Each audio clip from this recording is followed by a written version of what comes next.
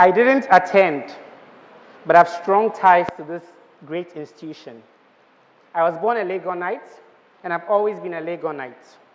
My mother, Professor Elikem Kuenyehia, joined this university in October 1972 and proceeded to spend, she joined as the first female lecturer in law and proceeded to spend 31 years here. Never one to let child care get in the way of ambition, she would often bring my sister Akofa and I to class when we didn't have a nanny. And as quietly as we could, would occupy ourselves coloring, reading, or solving jigsaw puzzles while she got on with her teaching. When I'd fall ill, my mother would take me to the university hospital and then to the Volta Hall Senior Common Room, where she would allow me a bottle of cold, refreshing Coca-Cola or Fanta, which I'll typically have with any of the mouth-watering delicacies, of which the Shishinga Jollof was my favorite. Now, you need to understand that my mother was strict about the sort of treats she would allow us to have. But at the university bookshop, then down the road, it was an entirely different matter. There was almost no limit on what we were allowed. So my sister and I spent many Saturday mornings wandering down the narrow, musty corridors of the children's section, emerging hours later with a huge pile of books under our arms. And several years later, it was right here, on this very campus, that I had my first serious teenage crush.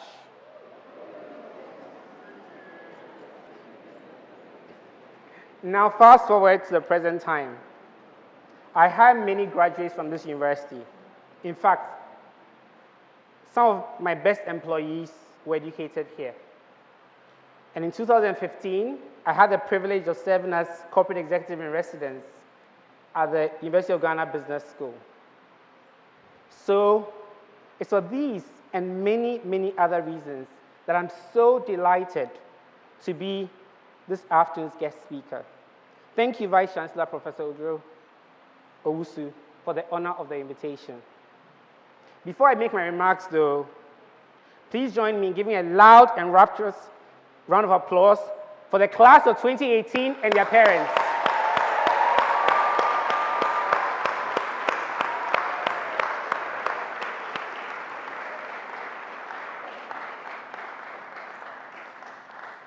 So, class of 2018, I've got good news and bad news. First, the bad news.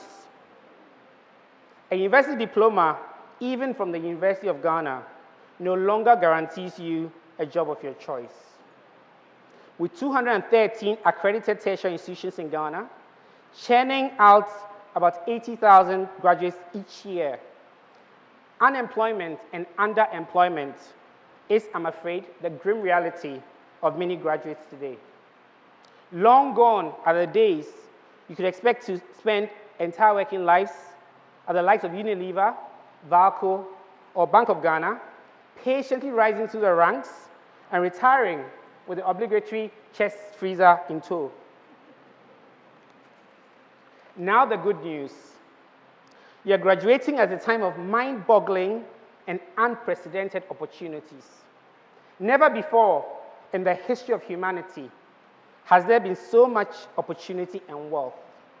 Never before have borders and geographic locations been as immaterial thanks to technology, greater interconnectedness, and a changing global mindset. And even more importantly, especially for you, class of 2018, never before has personal and professional success been so dependent on big ideas, bold brush dreams, and audacity to act on those dreams. I'll now share with you stories of 3 alumni of this university who dreamt bold brush dreams and then had the audacity to turn those dreams to reality. Legon Hall alumnus Moses Baden, at the age of 23, and in his second year at the Faculty of Law as he was then, had a bold brush dream to build a $1 million company. Then had the audacity to act on that dream by starting Margins. Just short of his 25th birthday, Margins achieved $1 million US in revenue. Today, with 400 employees and a presence in 7 countries, Margins is the to-go company for security and identity document production, with clients such as the Ghana Police Service, the Ghana Army, and the West African Exams Council. If you've ever had a Ghanaian passport, it's possible that Margins made that possible. And it's Margins that's been tasked with producing the national ID cards. Volta Hall alumnus, Mrs. Teresa Beku, had a bold brush dream to make home ownership more accessible, then had the audacity to start Manor Properties, which today is a force to reckon with in the real estate space, having built over 2,000 homes, a 3-star hotel, and 2 state-of-the-art offices in prime Accra, and employing over 200 people. Legon Hall alumnus, Kwesi Chum, had a bold brush dream to give Ghanaians choice in the media they consumed, then had the audacity to start in 1995 with a single radio station. Today, his multimedia group is Ghana's largest radio, television, and online network, and I understand Sub-Saharan Africa's largest media group, employing over 700 people with 6 radio stations, including Adom and Joy, 3 online assets, and Ghana's first free multi-channel TV station. Thanks to their big ideas, they, as well as many others, have found significant success and are making immeasurable contributions to Mother Ghana, empowering millions, while of course doing their alma mater, this university, proud. They've had the same education as you. They've sat in the same lecture halls.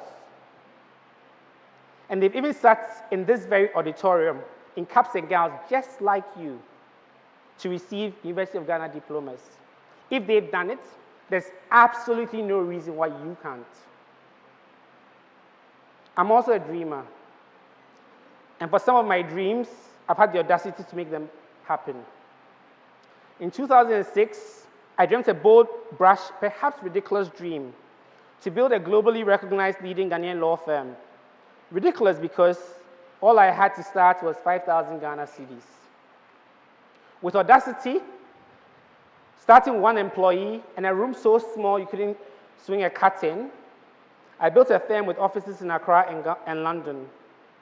Today, after a Pan-African merger, we are part of Africa's largest law firm with over 1,000 people in 13 offices across Africa. So to you, class of 2018, I ask, what are your bold brush dreams? And what audacity do you have to make those dreams reality? I'm now going to suggest some specific ways you can dream bold brush dreams and then develop audacity to make those dreams possible. To create bold brush dreams, you've got to feed your imagination and respect your uniqueness. Think back to when you were kids, when you played games of make-believe, pretending to be lawyers, doctors, nurses, teachers, what have you, and the age-old favorites, mommy and daddy. You require the same childlike imagination to be able to close your eyes and transport yourself to the sort of future that you want. Visualize it as much as you possibly can. For some of you, it might help to develop a vision board, literally a board or even a scrap sheet or a scrapbook where you paste images you come across in magazines, for example, that represent the sort of future you want for yourself. You could also do this on Evernote or Pinterest and other such online tools. Some of you may prefer to journal, to document word by word the sort of future you want for yourselves.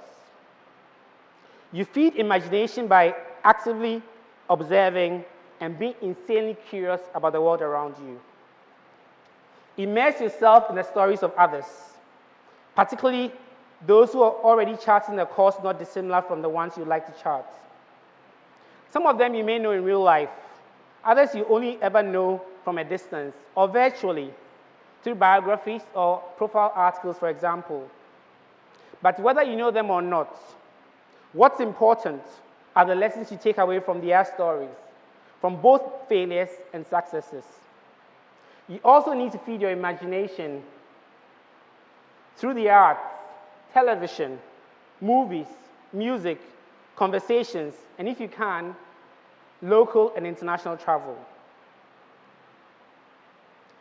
If, in addition to feeding your imagination, you build in copious amounts of time, ideally daily, for sober reflection and introspection, where you put everything you're hearing about, reading about, or learning about into context, your context, the context of your own values and passions, you'll soon find out that you're dreaming many, many dreams.